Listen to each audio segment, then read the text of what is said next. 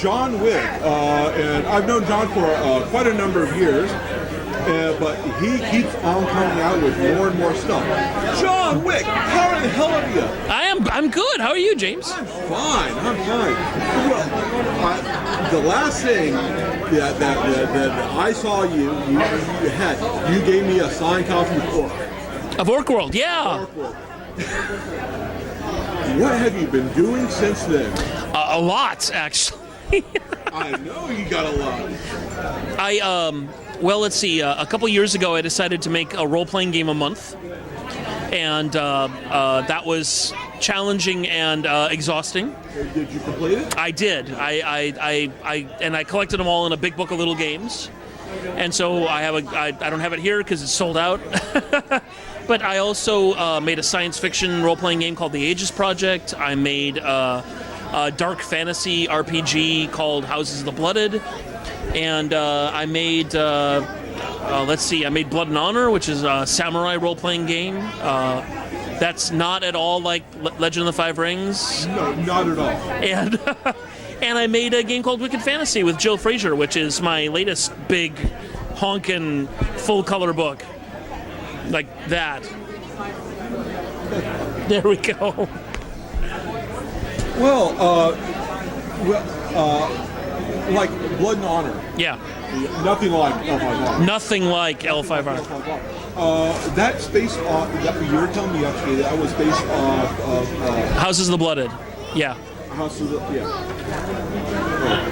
It's sold out. No wonder I didn't find it here. Yeah. How's that system run? Well, the system uses six-sided dice, and essentially, Houses of the Blooded was a game about tragedy, and I wanted to find a way to make players want to write tragic stories for their characters, because so many role-playing games are about just getting better, leveling up, and I found that if you allow players to write their own stories, they'll happily embrace tragedy. They'll screw up their own characters' plots. So I stole a trick from my friend Jared Sorensen, and I let them essentially, if the game in the game system, if you roll high enough, you get to say whether your character's action succeeds or fails. And if you roll low, then the game master says how your character's action succeeds or fails. And what that means is that players can say, oh, you mean I can jump across the pit and not quite make it and have to drag myself up? I'm like, yes, just like Indiana Jones. Because if you watch Raiders of the Lost Ark, Indiana Jones fails all the way through that movie. He fails and he fails. He fails to keep the gold statue. He fails to do the weight trick, and he has to run out in front of a big rock. He fails to keep the Ark. He just fails and fails and fails. And if you were playing that in a role-playing game, that'd be incredibly frustrating. But it would be incredibly good. Yes, it would be incredibly good because failing forward is a really powerful literary technique.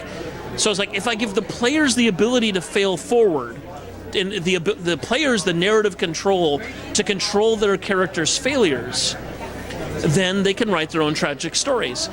And that was Houses of the Blooded. And then we translated that into Blood and Honor, which is samurai tragedy. Which is just about almost the same thing. It is the same thing.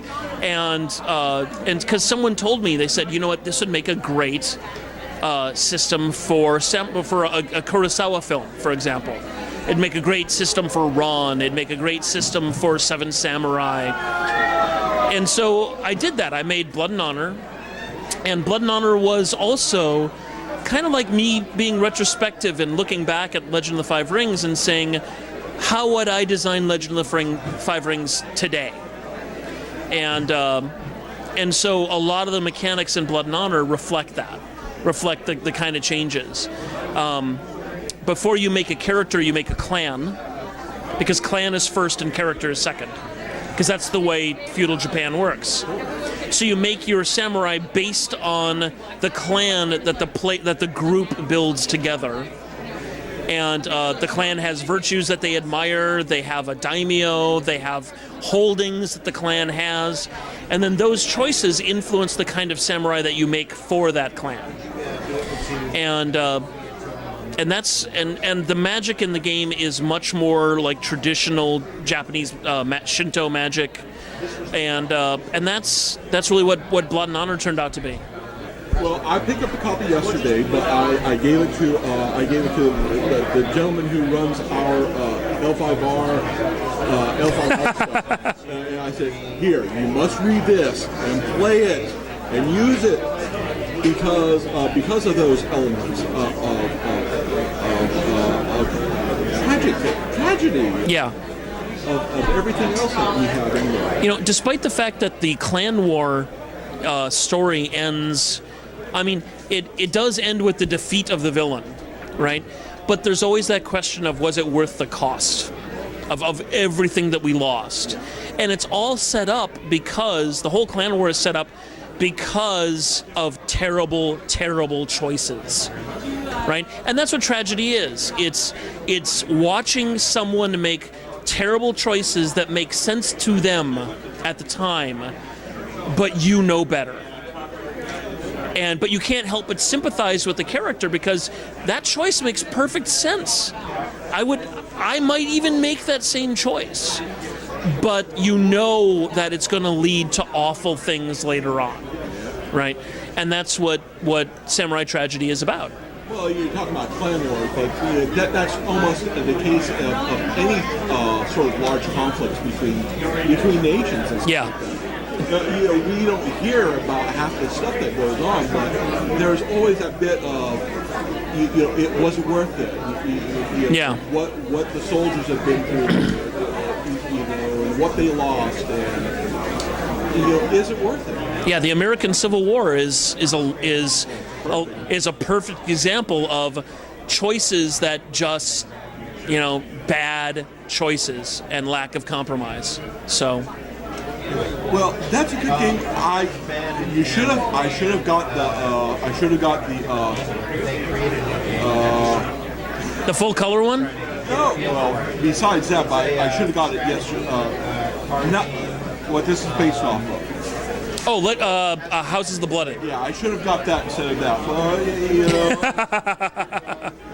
Oh, you tempted me with L5R stuff. It's Houses of the Blooded is online at drive-thru for either $5 or pay what you want. I forget which one it is. Okay. And so if you want to get the PDF of the 430-page book for $5 or pay what you want, you can go ahead and do that. Well, is there anything else that you would like to add? Yeah, go get Wicked Fantasy. But other than that, yeah, I'm having a great time at Strategicon, at Orccon. It's great to be back in LA. Well, do you live in this area now? No, I live in Arizona. I live in Phoenix, Arizona. But it's nice to be back here for the weekend. Well, Phoenix, Arizona, I have another reason to go up there now. Yes, you do. Because we have great conventions in Phoenix. Well, that you do. Well, I thank you, John, for your time. Thank you, James. Always a pleasure.